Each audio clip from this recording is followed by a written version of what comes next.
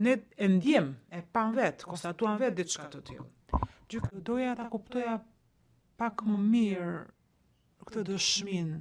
Në këtë dëshmi është thënë që komandantët e zonave të UÇK-s si organ e kërkuan këtë, apo ishin një apo dy individ që e kërkuan këtë. Kush e kërkoi këtë? Pyetje, zoti Kovi, unë nuk jam personi që mund t'ja përgjigj për këtë. Unë jam vetëm këtu për t'ju bërë pyetje. Përgjigje. Po, u bëra shumë kurioz për këtë që sapo më thatë. Gjykatësi, në rregull, vazhdojmë.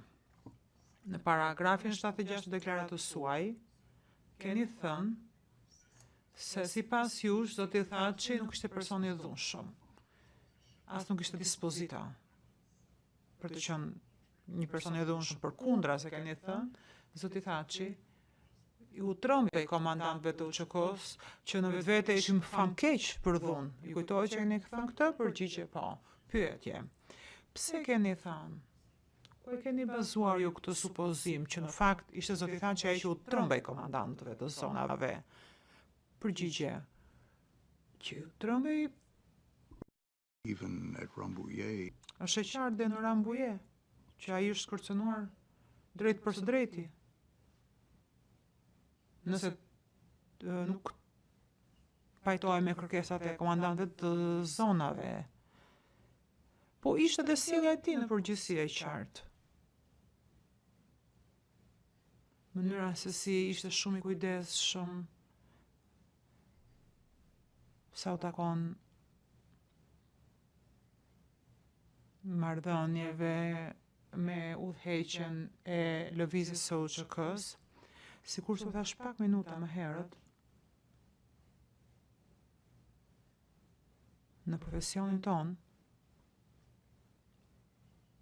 ne nuk kemi qasje asnjëherë në informacione të plota.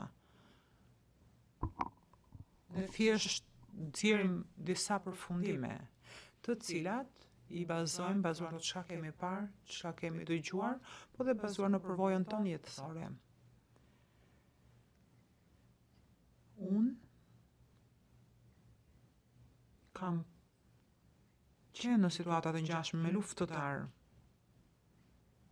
edhe me element keqbërës, edhe personat që shfrytëzojnë këto mundësi për të përfituar nga dhuna.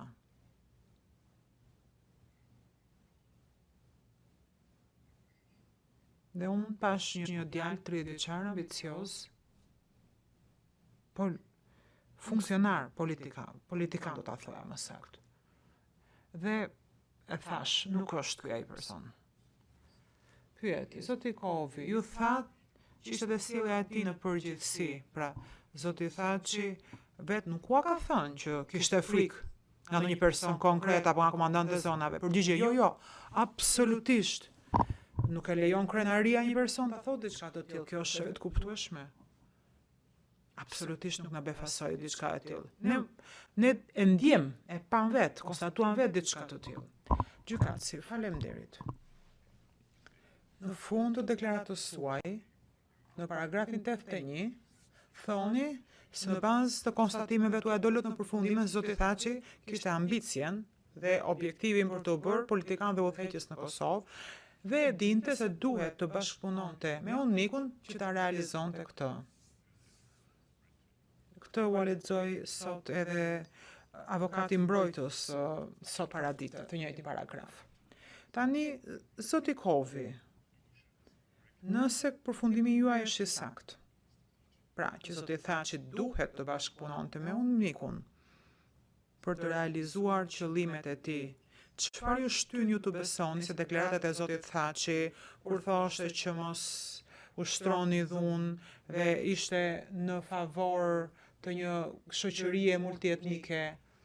Pse nuk thoni, a nuk mendoni që kjo ishte pikërisht ai ka thënë sepse donte ta dëgjonte komunitetin ndërkombëtar, veçanërisht UNMIK-u? Përgjigje, do të përgjigjem në disa mënyra. Së pari, në ditët e para, të bësh një deklaratë të tillë ka një rrezik të madh. Rrezik politik shumë të madh madje. Po dhe rrezik personal. Edhe unë këtë e njoh shumë mirë. Këtë e di shumë mirë pra, nga ambientet apo nga vendet ku kam qenë pas një konflikti.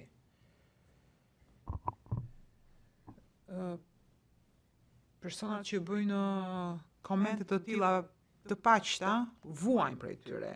Pra të bësh një deklaratë të tillë në ditët e para pas luftës nuk ishte me mend. Edhe komente të këtij lloji janë bërë disa herë.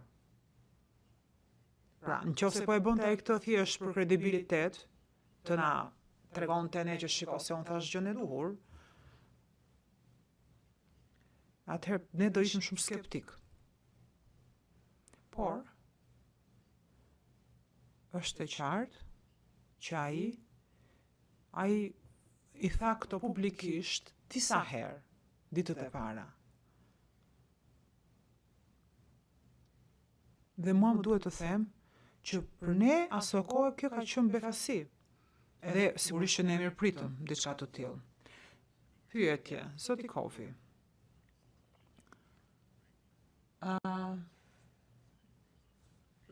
Zoti Thaçi, përveç deklaratave publike kundër dhunës, a bëri diçka më shumë, për shembull, takua me komandante zonave, ish komandante UÇK-s, ai dha emrat personave të dyshuar, unë niku takforit në diendin tuaj.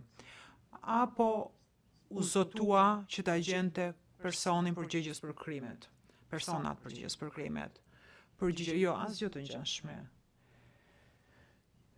Ju po më pyesni mua, shkoj konkretisht ai diku në hierarki apo në rrjetin e lëvizjes së UÇK-s, a ju drejtua dikujt në këtë lëvizje të UÇK-s për të përpjekur të zbarte detaje apo të ndryshonte sjellje, nuk e di, nuk kam qenë në dieni të kësaj, dhe ai vetë nuk na ka thënë diçka të tillë.